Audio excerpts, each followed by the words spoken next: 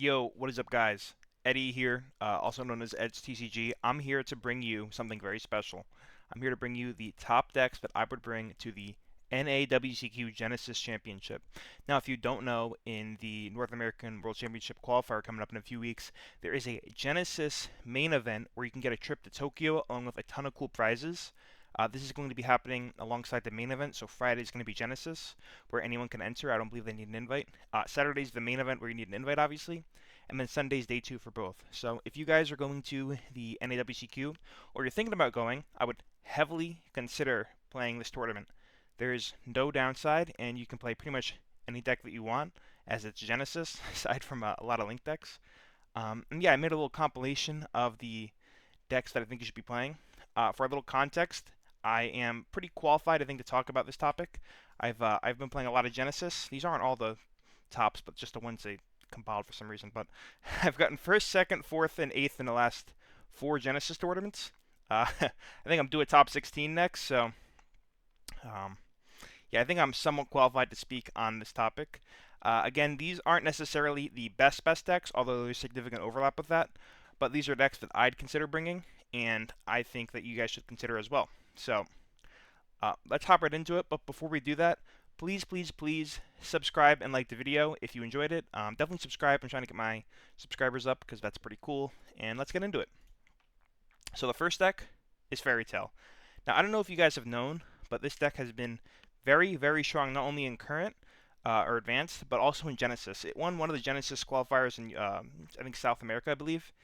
Super strong deck. A lot of different variants of the deck. If you guys want to see all the different variants you can play, please drop a comment below. I'm not a complete expert on the deck, but I know enough about all the different variants that I can bring to your attention and really get you guys a solid foundation. I can also even make a deck list that some of you guys can play if you want and see how it performs. But yeah, this deck's super strong. If you guys don't know what it does, you should really read them, not only for current but also Genesis, as you will be playing against this deck at the tournaments, maybe at your locals or definitely at nationals. It's super consistent. There's a lot of different variants, and there's a lot of different ways the board can be presented. And it's just a really strong deck. Has a lot of recursion. Has the Luna to bounce. Has the Luna to get advantage. Has the forget the guy's name, to summon and search. Has a Omni Negate in the deck. I think it's Tellers can board wipe if you're not prepared. The deck can play Super Poly when it makes one of your guys prints, and then it summons. I think it's Tellers. It can like board wipe. It's super strong, and it's almost a do everything deck. Now, something in Genesis, some of the best decks in Genesis are things that can do everything, things that can deal with a wide range of boards. I can pop cards, do all these different things. And while Fairy Tail is not quite there, I think I even misspelled the name, but while Fairy Tail is not right there, it can't deal with every single scenario. It's close enough, and it's super strong. Yeah, should definitely try this deck out.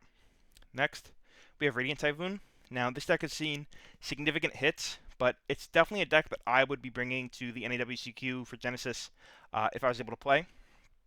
The deck is good enough. I mean, it's not the most broken deck in the world, but it's certainly good enough to not only top but win.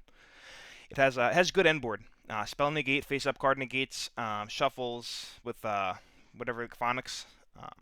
Has a monster negate, and there's room for some non-engine. This deck is just super strong. I think it was pretty overpointed in the latest list. There's two duos of people that topped with the deck. It was me and Mikey, and then I think CW and his friend both topped. If you look, there's 4 different decks at the top 32, and there's pretty much 2 different deck lists.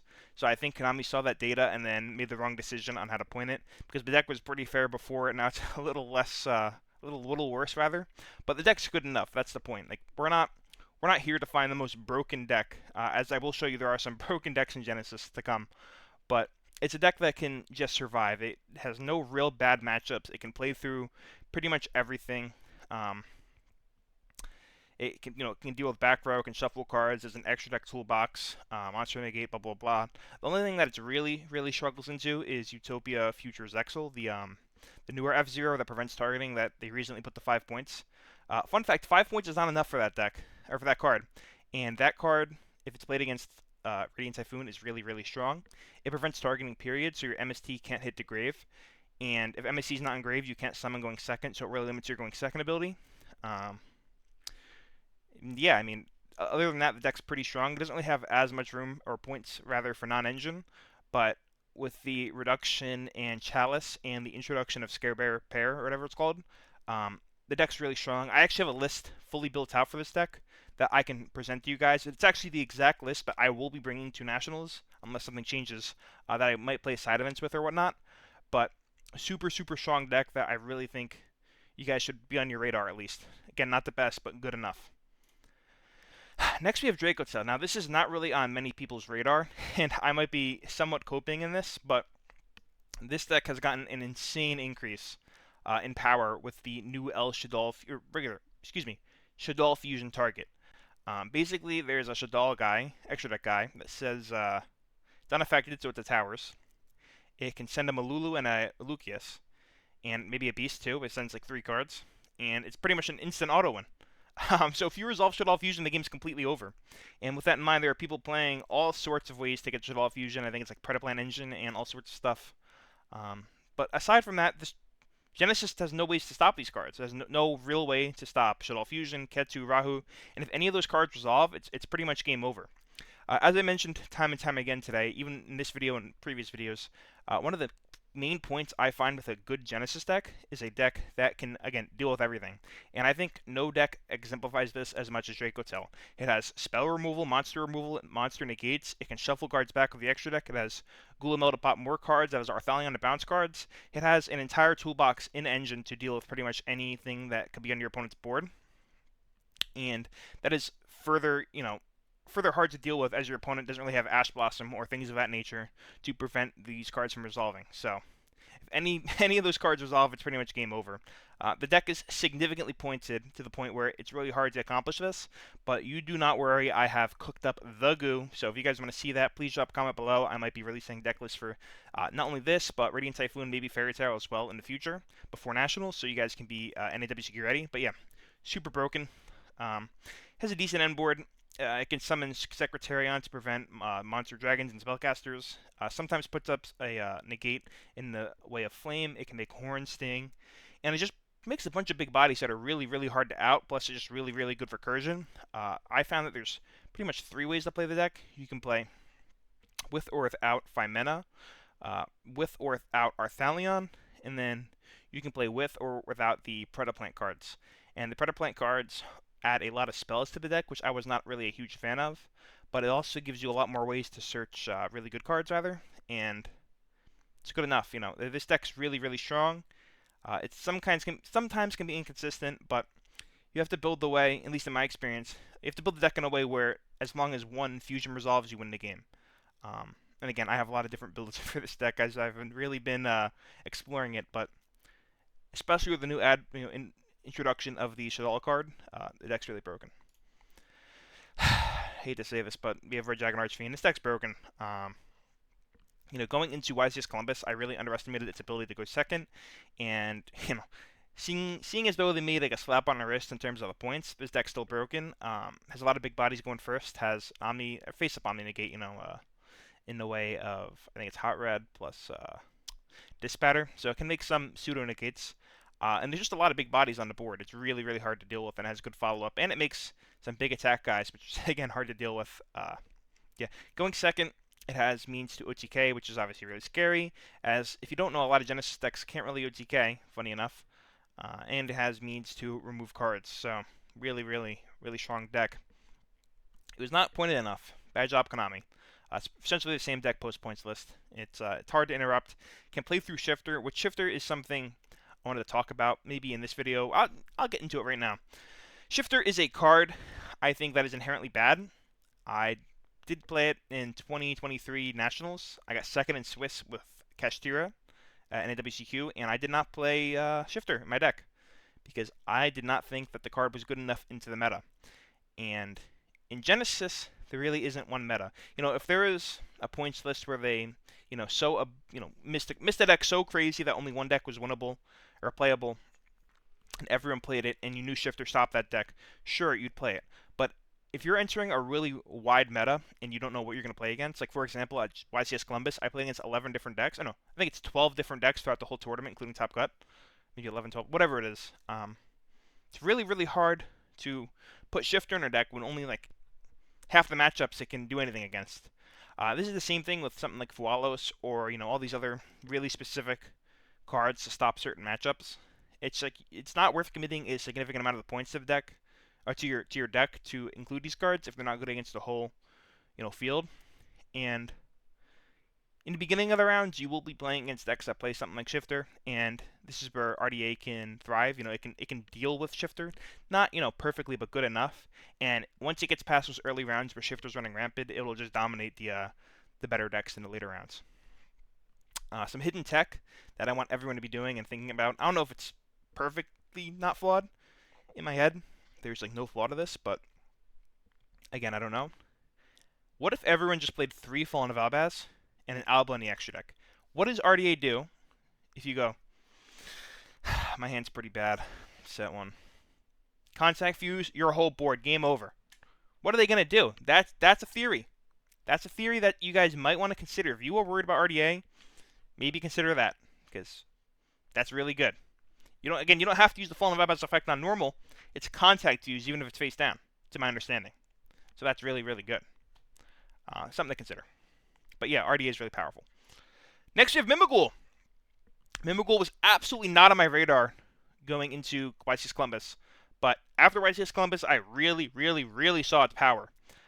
This deck can spam out Utopia Futures Exile, like the new F-Zero guy, which prevents targeting, and it can make multiple. And it also can just make a lot of other good end board pieces. It can make the Book of Moon with the trap. It can set up dungeons so you can't summon, from normal summon or whatever. It can summon Fairy, flip up, you can't use special summon effects from the hand. It can do a lot of different things, and it can make a Regeki on their turn. It can do so many different things, and there's so many different ways to build the deck. But this deck is super, super powerful. It has enough room for non-engine if that wants to be Shifter. You can play some Trolls, you can play Purge, you can play all sorts of different things. You can play like Veiler or whatnot. But there's a lot of different ways to build the deck, and it's super, super, super good. It does have some weird hands, with bricking and whatnot, and it can lose to Nib, but you can also play around those cards decently well. It also has, I think it's Bot Herder, where if your opponent controls a set monster, you just steal the whole board, which is just broken. So, really, really, really good deck that I think you guys should definitely consider.